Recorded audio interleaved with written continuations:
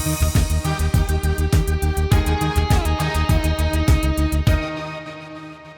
right, we got recordings going.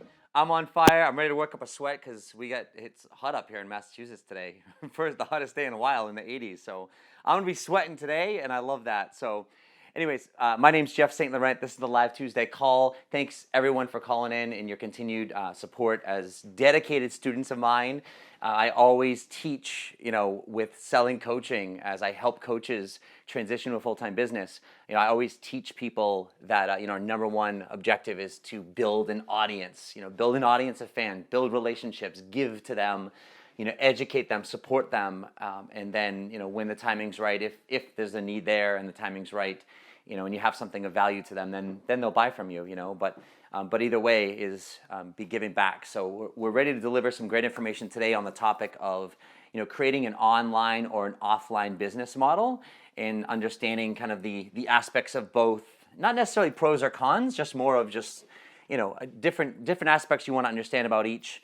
So you can make an intelligent decision of a direction that you want to go in and go from there. Before we get going, just a few matters of business that you want to know about. My website, sellingcoaching.com. I record these calls. I post them every week on Fridays in the university. You definitely want to check that out. That's a fantastic resource for you. We've got, 64 calls now. So it's not short on education. Again, don't just search just randomly. If there's an area you need, I always recommend using the search feature, type in some keywords, something's got to pop up, and then you can direct your education, from that standpoint. Obviously, for more interaction, I have my private Facebook group. A lot of you are in there already, but if you haven't, right on my website, sellingcoaching.com, at the top, there's a little banner that says join my private Facebook group. At least consider checking it out. And then if you feel like you want to become a member, great interaction going on in there. It's a great place where we can really connect even on a closer level and go from there. And then lastly, on my website, I have a great comprehensive guide for you. It's an audio and a resource PDF called The Ultimate Startup Guide for New Coaches. Right when you get to sellingcoaching.com, you'll see it there. Basically, I bribe you with my dog. I give away my lab, my yellow lab, Cosmo. So it's anyway my humor in marketing. But either way, if that's valuable for you, not only will you get that, but you'll be on my email community. And the reason why I suggest if you're not there to get on it is because as you launch your business, one aspect, no matter what business model you'll choose, and we'll get in that today, online or virtual, you're going to have an email list. And I want you to be able to see the model that I use and how I email my people, when I email my people, the frequency, and then my style that I teach through there. So, if you're not a one-on-one mentoring or group mentoring client of mine, at least you can be observing the things that I'm doing in my circles of my Facebook group and my email community. But with that being said, we're ready to fire this up and get going on, creating an online or offline business model and just kind of understanding the aspects of both. Just a little bit of where I've come from is, I started off in the health and fitness industry, and it was my personal training business. I worked within a health club, and I did some on my own as well, and some consulting as an independent contractor in different fitness aspects. But that was 100% virtual, literally. I mean, I did not have an email list. And maybe because it was, a while ago, I'm only 40, but still it's, 20 years ago. And email was around, but not like it is today. But that was 100%, face-to-face, 0% online. And then transition as in 03, 04, when I started my full-time coaching practice, and fast forward 10 years, I was a good hybrid of the both, meaning how I grew my audience and started the client attraction and getting clients was all face-to-face through live events.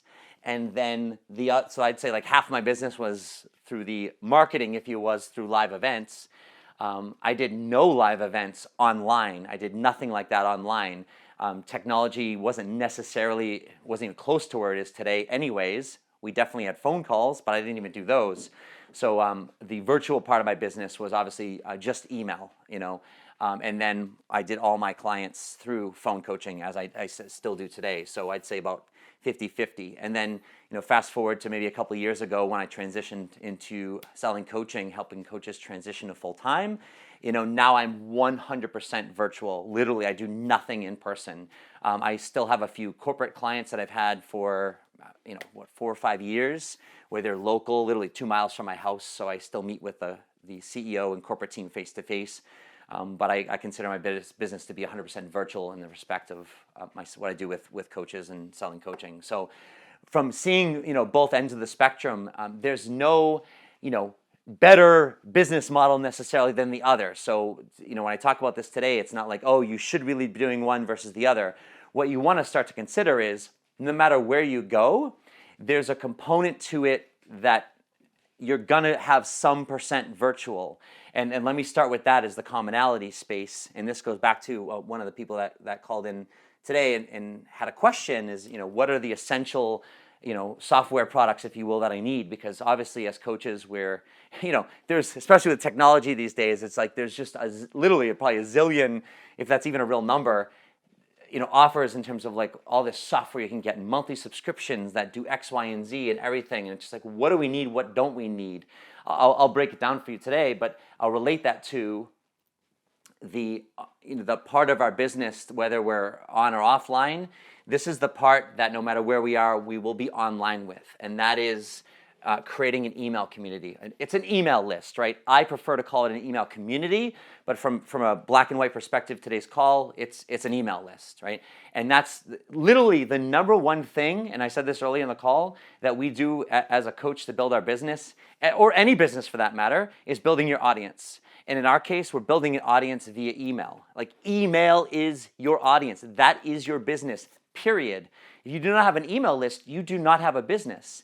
I've got a private Facebook group. A lot of you are in that. I mean, I've got 1,000 people. Decent number, not huge, not small.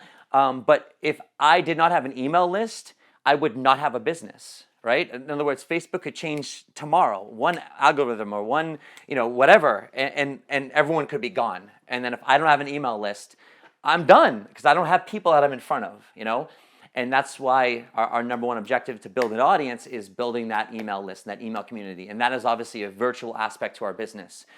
So no matter how you take your clients, no matter how you attract people, etc., the ultimate goal is to get people on your email list. And through that email list, be in touch with those people on a regular basis, bottom line. So if there's any piece of software, if you will, that we need at a bare minimum, and one of the first things we should have would be an email platform.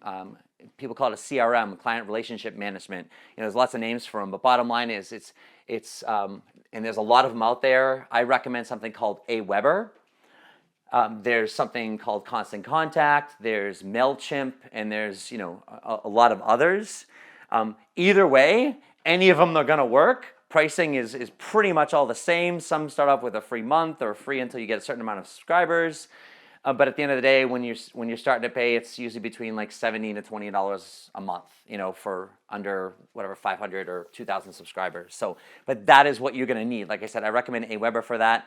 If you have any questions, you can definitely connect with me on that. But that's the one thing unequivocal that we need. And then all of our efforts through what we do is we're driving people back onto that list.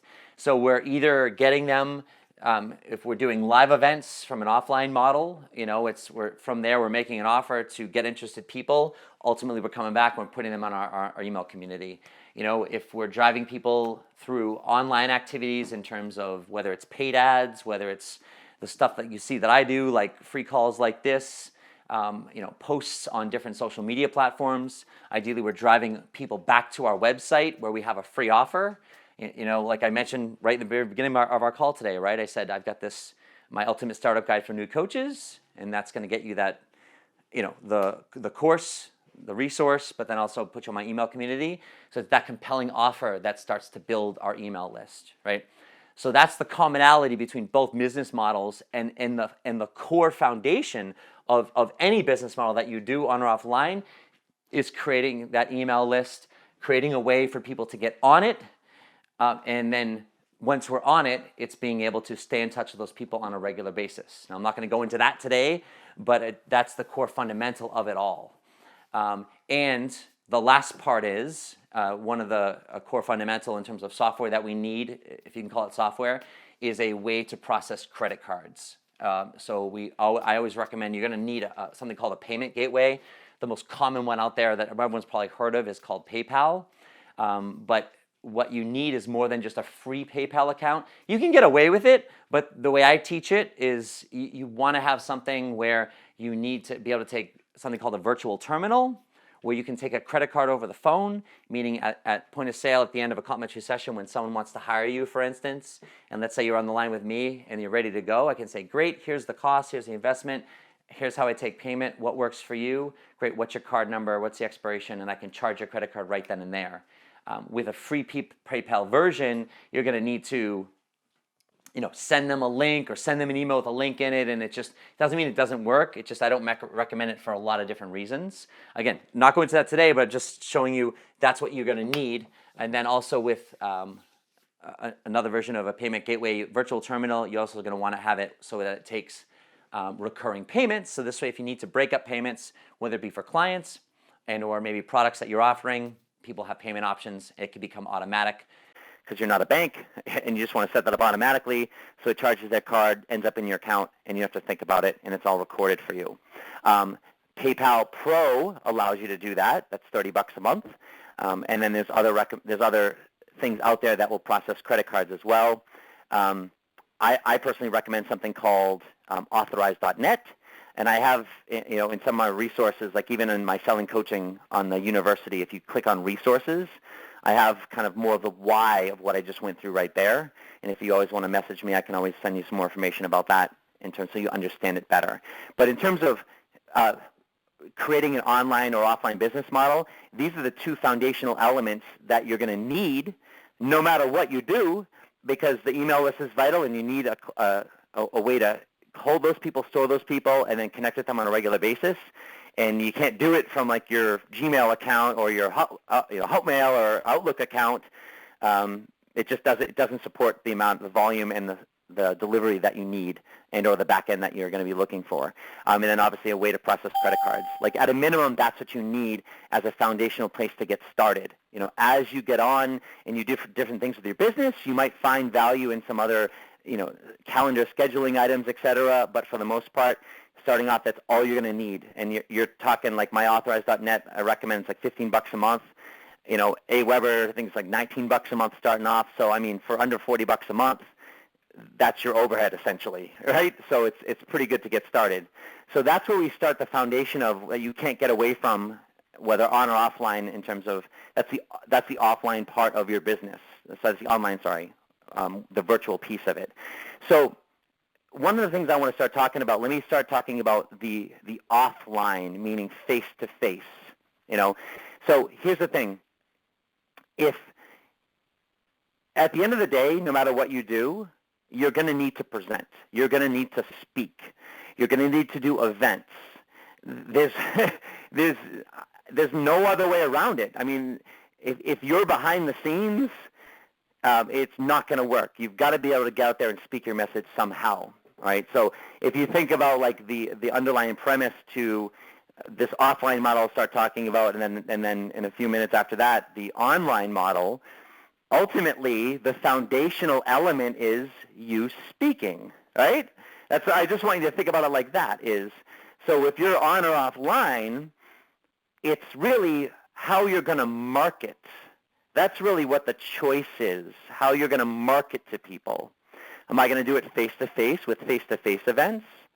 Or am I going to do it online with online social platforms, online, events, like calls like I do, webinars, podcasts, things like that, right? Those are options. So in determining, do I want an on or offline business model, and this is when I start to work with my clients, my mentoring clients, this is where one of the places we start, or at least talk about briefly, if we haven't already identified it, before we start to identify, who we help with what specifically, is, well, where do you feel you want to gravitate towards? And part of it is what you want to create for yourself in terms of a lifestyle, meaning like, okay, I want it to be completely location independent, but more importantly, the reason I switched to 100% virtual model, online is because, I was traveling and I was away from my son, and I didn't want to be away from my son. He's 11 now, and it's my only son, and so like even if I was gone for a weekend, it wasn't I was traveling a lot at that point, but even just a weekend is too much right now. I went away last weekend to be with my friend, and it was like as much as I enjoyed it, I missed, the day I had with my son, So I didn't want to miss even a day or a weekend if I could help it, So part of that was it's lifestyle based, and if you want to travel a lot or, like when I went down to New York, I was able to go down to New York early, and I was able to take my calls, that day on Friday. My friend was still at work, but I was just able to sit in his office and take some calls. So I could still do my business where I wanted to go. So that's where you want to think of is like, well, how do I want to start to market, and how does that go in terms of what type of lifestyle I want to live in terms of how I do my business? Obviously, the great part is if you're choosing face-to-face, right, it doesn't mean that you're going to be locked to a specific location necessarily, because as you do events, as you do live events, like I said, the ultimate goal is to connect with people, but then you're bringing them back to the virtual part of your business that, even if you're 100%, being 100% offline is almost impossible, because ultimately you're bringing them back to the email community, and that's how you're going to be communicating and staying in front of them. And nowadays it's somewhat almost, I would say, it's almost silly not to have some type of a social media presence, though you don't need one. It'd almost be silly not to have it, because it's just so easy to be in front of people and stay connected. Like the private Facebook group. I mean, I just love that private Facebook group because it's such an amazing medium that I can connect with people in such a way that I couldn't otherwise. I just can't do it via email. So that's the component of that. But ultimately, you're bringing those people back from those events, to your email, and that's where you tend to communicate with them and go from there. So choosing where you want to go ultimately is just going to determine in terms of how do I want to start attracting my audience? How do I want to market to these people in terms of my live events? In addition to considering, the lifestyle you want to create in terms of living, location, things like that, and the future of that, and where you want to spend your time, because obviously traveling, you're spending a lot more time doing the activity to get to do the activity versus like if I'm doing a live event on this call, it's like I get off a phone call, I can hang up, I can call in, and I do my live event. Whereas if I was going to do live speaking engagement this afternoon, I've got some type of travel time. I've got some type of, there. So there's more time involved in that sense. But with that being said, live events are very, very effective. There's nothing can replace a face-to-face live event. And if you're talking, and I did call on this last week in terms of, the power of a live event, and understanding that when you're face-to-face with somebody, that works the process in terms of building a relationship. And if you're going to get a client, if you want a client sooner than later, that's the quickest way to get a client, as quick can possibly be, right, with entrepreneurship. So with that being said, we want to consider that piece of, well, how do I thrive? How do I present the best? And maybe your self-belief or confidence isn't quite there yet, and you think, oh, I suck, or I don't present the best anywhere, or I don't even know how to present or what to present.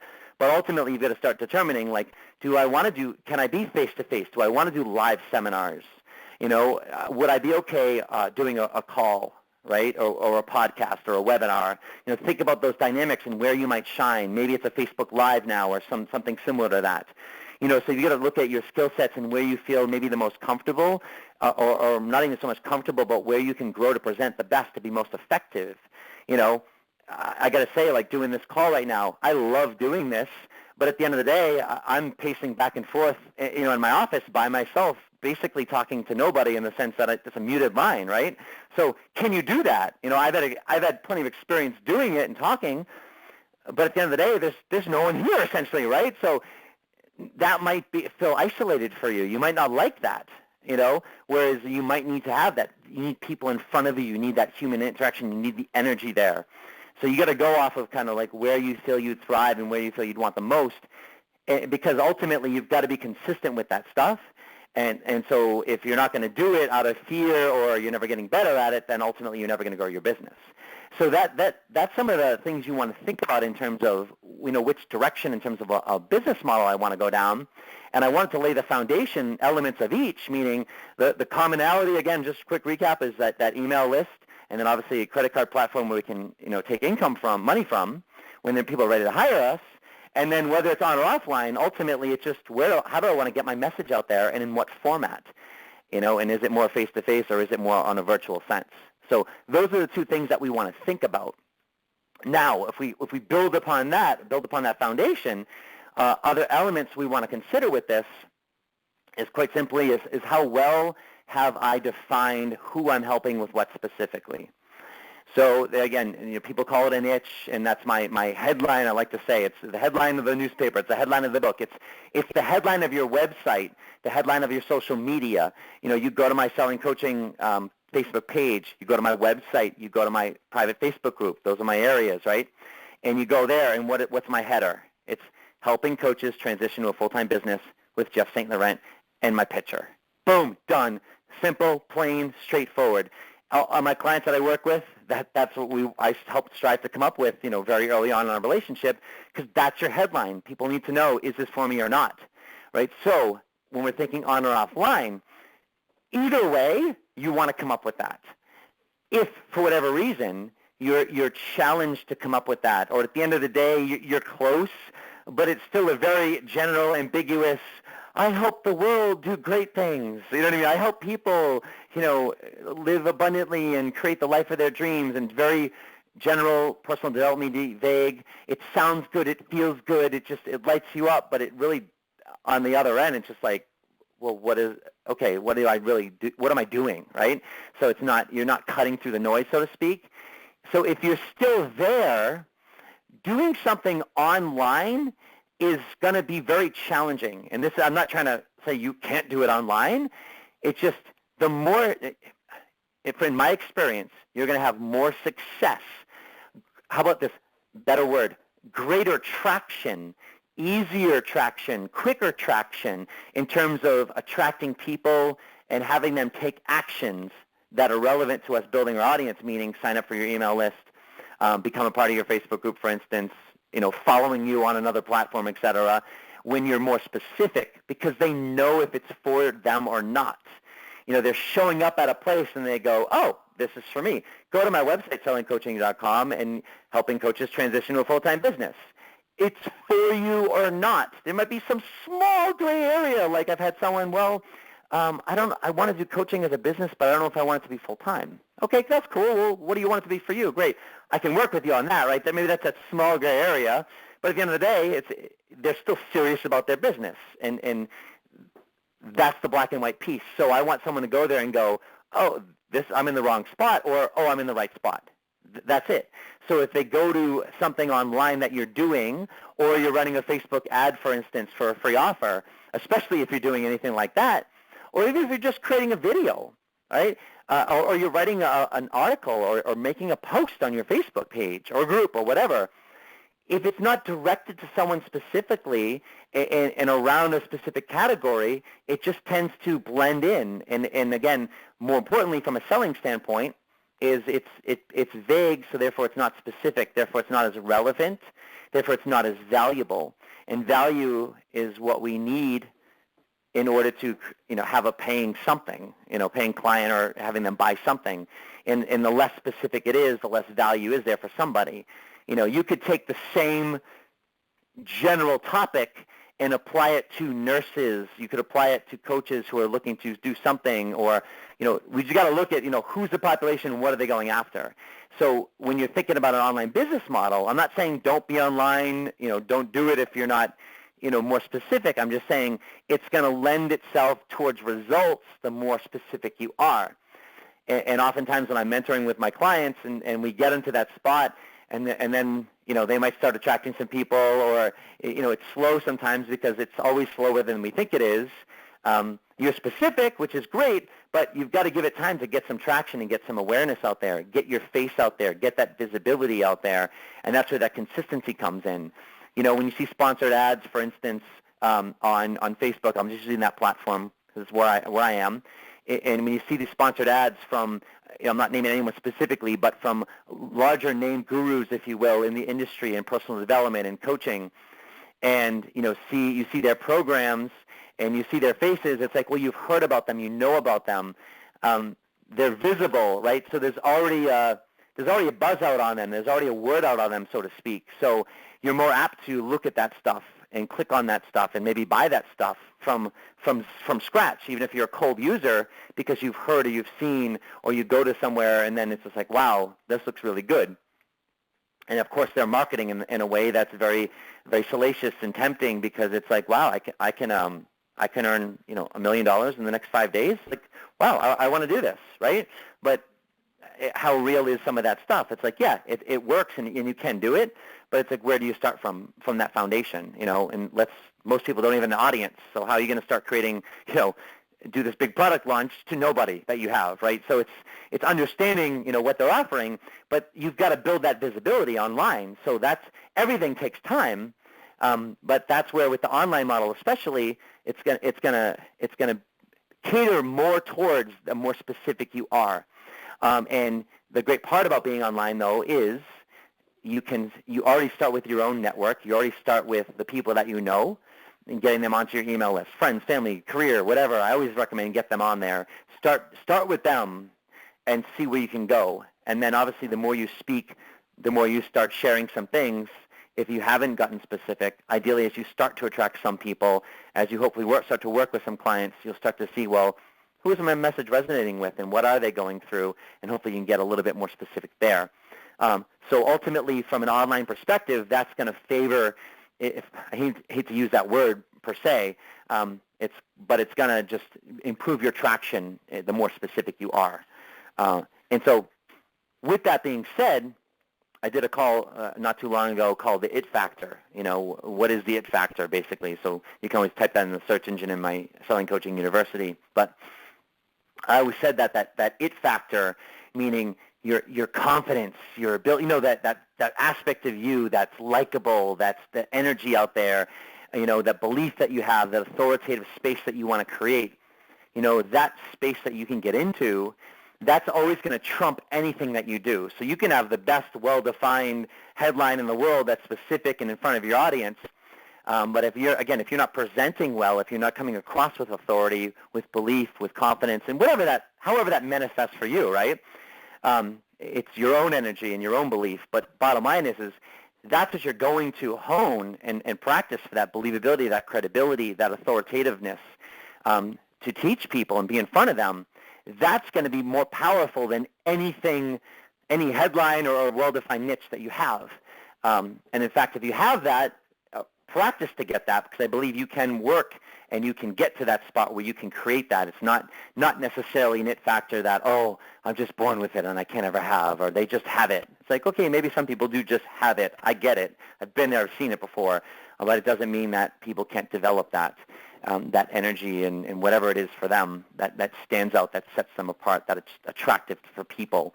So always practice and hone your skill and get really good at speaking your message. Even if you don't know what it is yet, start somewhere. That's also going to help improve your traction, because like I said, you can have the best well-defined niche, but that's not going to carry you. It's going to be the brand that you create, and the brand you create is not your logo, it's not the colors, it's not the website, it's your message, it's your energy. A brand is a look, an image, a feel. You think of Nike, it feels a certain way to you, whether it's positive or negative. You think of Reebok, it's still a very similar company, but it just feels completely different based on your interactions, their branding, their marketing, and that's exactly what you will create as you start to put yourself out there on that online world. But those are the two spaces that are going to help you get more traction in terms of you having that it factor and just being really great at what you do, really strong, really confident. That takes time and practice. It's just a reality. But you can do it. And then the other space is just being really specific. So we can get to those spots. And as you get closer and closer to that, you get more and more traction. So that's what I want you to consider from an online model perspective, is the specificity of it. And doing that, again, ultimately, it's going to lead you back to your website or let's say a Facebook group, and that's going to be our form of lead capture. So any of the marketing that we do there, that's the strategy. It's driving people back to that space where they can be on our community. At the beginning of the call, what do I say? Hey, let's take some orders of business. Here's my website, right? sellingcoaching.com. I say, check out the university. Why do I want people there? I want people listening to these calls, consuming my education. I want them students of mine. I want them to get to the point where they're like, damn, this is good stuff.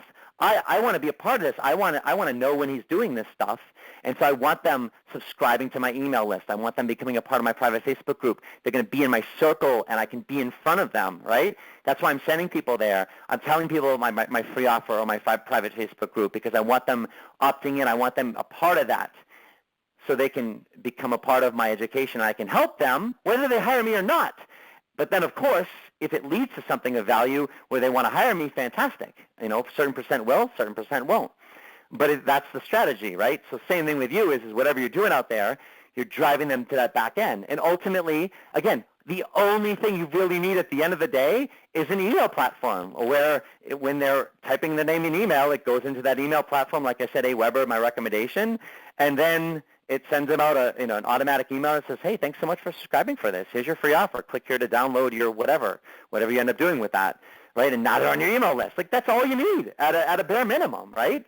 You don't even need a website necessarily because you can use a platform like a Facebook and have a page. That's your blog, right? So the technology's there, and you can do it in a very effective, professional way without even spending, hundreds or even thousands of dollars on a website or all these flashy software things. It's starting off with that base model, right? So now let's look at the strategy of the offline business model, meaning face-to-face events. Again, same strategy on the bottom line, baseline of online in the sense that I'm just speaking my message, but instead of doing it in a virtual space, I'm doing it in a live space, a face-to-face space through live speaking engagements, right? So again, if I know who I'm going after with what specifically, it makes it easier in the sense that I'm only going to invest my time and energy and find where are those people located, who has an audience of these people, how can I start to get in front of these people and share my message. This space of the face-to-face world, this will be a helpful space, especially if you're not quite sure where you want to go and you're maybe not that specific, especially if you really want to get clients. Like I said, that's a great avenue to get there is speaking live. I did a call, like I said, on live speaking events, except how to set them up last week. And one of the things I talked about is if you are general, you can speak to realtors, you can speak to insurance agents, you can speak to, a business, let's say, that has 4 or 5 employees on a lunchtime, or a business that has some customer traffic that's coming in there that might be relevant or of value to have an outside speaker come in, on a certain topic. And you can take general personal development, motivation, mindset, things like that, and you can relate it to a realtor or any of those other audiences I just talked about, and you can start to get traction. And then it doesn't necessarily matter what's on the online perspective. Yeah, maybe it's nice to have a website or something like that you can send them to, but ultimately, even if that's not done yet, you can start off with even just a simple Facebook page, and then you can take them back. You put those people on your email list, and you can start communicating with those people that way. One event leads to another event. You do a bang-up job. You get invited to somewhere else. You ask, hey, who else do you know? And that's how you start to build your audience. That's how you start to get your clients from, and that's where you start to interact with people and go from there. And very simply, that's a great offline model. Is just, again, it's all going to be those live events. And so that's part of the strategy there. One of the things to think about if you're going to be really focusing on, face-to-face events, and you really want to go down that direction in terms of, I would just call it a seminar company, right? You have a seminar and coaching company essentially, and doing live events that's where something like a book would be of huge value to you. So I published my book in 2009, which feels like a long time ago, but and I did that because I was doing so many live events, and that's going to be getting you indoors that, not that you couldn't get in otherwise, but it's so much easier when you have a book to connect with people, and it's just like, hey, I just published a book, I'm doing some talking around it, are you interested, or who do you know? I mean, it's such an easy approach, and you're so excited about it.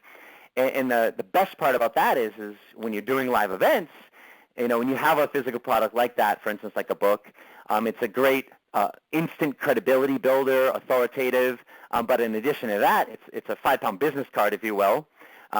You give it as a gift, but more importantly, at the end, you can sell your book. So even in free events, I would walk into some events, and I would do hundreds of thousands of dollars in back-end sales of my book. I also had I had other physical products as well, CD courses and stuff like that, which nowadays are almost outdated. But if I'm doing a live event, I still have that on my table in the back.